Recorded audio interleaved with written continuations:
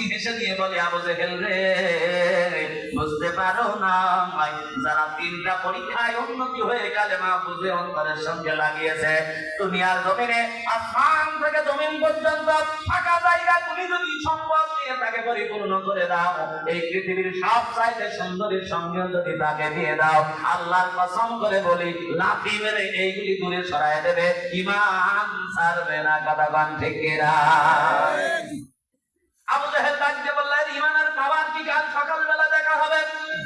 আবু জেহেল সকালবেলা হাজির হলেন, আম্মারের হাত বাঁধা হলো, পা বাঁধা হলো, একটা তেজি ঘোড়া লাগামের সঙ্গে বেঁধে দেওয়া হলো, আর এই তেজি ঘোড়ার উপরে একজন সওয়ারিকে বলা হলো পাহাড়ের পাদদেশে নিয়ে যাবি, আমরাও আসতেছি।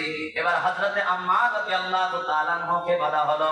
এবার যখন হাকসা টান দেয়, ঘোড়া আসতে যায় না দৌড়ে যায়? ঘোড়া যখন চলতেছে গতিবেগে, হযরত আম্মার রাদিয়াল্লাহু তাআলা আনহুর গা থেকে লম্বাগুলি ছিঁড়ে ছিঁড়ে দূরে চলে যায়, পাথরের সঙ্গে আঘাত থেকে গোশতগুলি খুলে যায়। হযরত আম্মার রাদিয়াল্লাহু তাআলা আনহু শুধু একটা কথাই বলেন, আল্লাহ, এই ঈমানি পরীক্ষা, ঈমান এনেছি, এই ঈমান আনতে গিয়ে তুমি আমাকে ধৈর্যের উপরে তুমি বলি আনতে, গজরে বলি মারহাবা। ঈমান কেমনে আনতে হয় ভাইজানেরা লক্ষ্য করেন। ঈমান আনতে গিয়ে রক্ত ধরাতে হয়, ঈমান আনতে গিয়ে মার খাইতে হয়। দুনিয়ার জমিনে হযরত আম্মার রাদিয়াল্লাহু তাআলা আনহু সমস্ত শরীরটা ক্ষত বিক্ষত হয়ে গেল, পিঠি দিয়ে রক্ত বের হয়। হযরত আম্মার রাদিয়াল্লাহু তাআলা আনহুকে পাহাড়ের পাদদেশে নেওয়া হলো। আবু জেহেল ডাকতে বলতেছে, শোনো, এই ঈমানের স্ত্রী যত পরিমাণে এই ঈমান দুনিয়ার জমিনে হরণ করার জন্য আমার কাছে পদ্ধতি আছে। এবার আবু জেহেল বলল, একটা গর্ত কোন বিশাল বড় 30 হাত গর্ত করা হলো। এই 30 হাত গর্তের মধ্যে আম্মাকে নামানো হবে, লাকড়ি দেওয়া হবে, প্রজ্বলিত করা হবে আগুন। চিন্তা করলেন আবু জেহেল, যে আগুনের মধ্যে যদি জ্যান্ত মানুষকে পোড়ায়, চিৎকার করবে, মানবতা বিরোধী অপরাধ হবে, আশেপাশের লোকজন বলবে কি আবু জেহেল একটা সন্ত্রাসী মার গেল, আমরা আগুন ধরায় দিয়ে ছেলে যাব, গোপনে মায়ের হবে লাইট বন্ধ করে। গোপনে মার হবে লাইট বন্ধ করে, কারণ লাইটের মধ্যে মারলে তো বোঝা যাবে এরাও মানবতা বিরোধী, রাতের মধ্যে মাইরে সব হিসাব করে দিব। কথা কান ঠিক না বেনে? এটা আজকে নয়, 1400 বছর আগেও এইরকম আগামী হয়েছে। কথা কান ঠিক কিনা? আবু জেহেল এইবার দুনিয়ার জমিনে যখন আম্মাকে গর্তের মধ্যে নামাবে, আম্মার রাদিয়াল্লাহু তাআলা আনহু দুনিয়ার জমিনে চোখের পানি ছেড়ে ছেড়ে কান্দে। আবু জেহেল বলতেছে, ঈমান মনে হয় এইবার যাবে। দুনিয়ার জমিনে আমি চিন্তা করে দেখেছি, যত দলের মানুষই হোক না কেন, এই আগুনের মধ্যে সে পড়তে পারবে না, কারণ তাজা শরীরের সঙ্গে আগুনের হিট লাগলে এর চাইতে দুনিয়ার জমিনে কষ্ট আর দুনিয়ার জমিনে নাই। কথা বলেন ঠিক কিনা?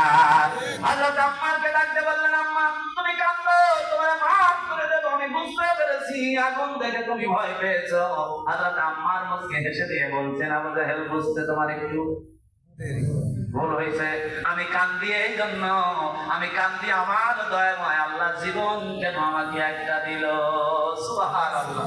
আমি আম্মার কান্দি এই জন্য, আল্লাহ পাক যদি আমাকে 100টা জীবন দিত, আমি আম্মার আল্লাহ দিনের জন্য, ঈমানের জন্য 100 বার আগুনের মধ্যে পড়তে আমি পারতাম।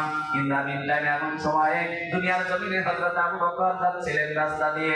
আবু বকর দেখেন আম্মাকে খুব নির্যাতন করা হয়েছে, আগুন প্রজ্বলিত আগুনের মধ্যে ফেলে দেবে, একটা দৌড় দিলেন। নবী মুহাম্মদ রাসূলুল্লাহ সাল্লাল্লাহু আলাইহি ওয়াসাল্লামকে বললেন, ইয়া রাসূলুল্লাহ, ইয়া হাবিবাল্লাহ, আপনার আম্মার উপরে কঠিন অকথ্য নির্যাতন শুরু হয়ে গেছে গো নবী।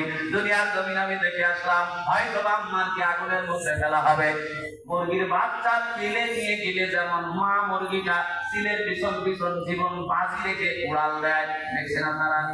সিল যখন বাচ্চা নেয়, মা মুরগিটা বাঁচাতে পারবে না, তারপরও সিলের পিছন পিছন ছুটে জীবনের সমস্ত শক্তিগুলো দিয়ে চেষ্টা করে।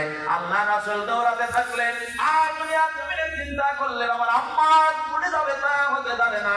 আল্লাহ রাসূল মনে মনে ভাবতেছেন, আল্লাহ, দুনিয়ার জমিনে আমি পৌঁছাতে যদি না পারি, আমার আম্মারের গায়ে যদি আগুন ধরে যায়। আবু জেহেল আম্মাকে দুনিয়ার জমিনে আগুনের মধ্যে ফেললেন।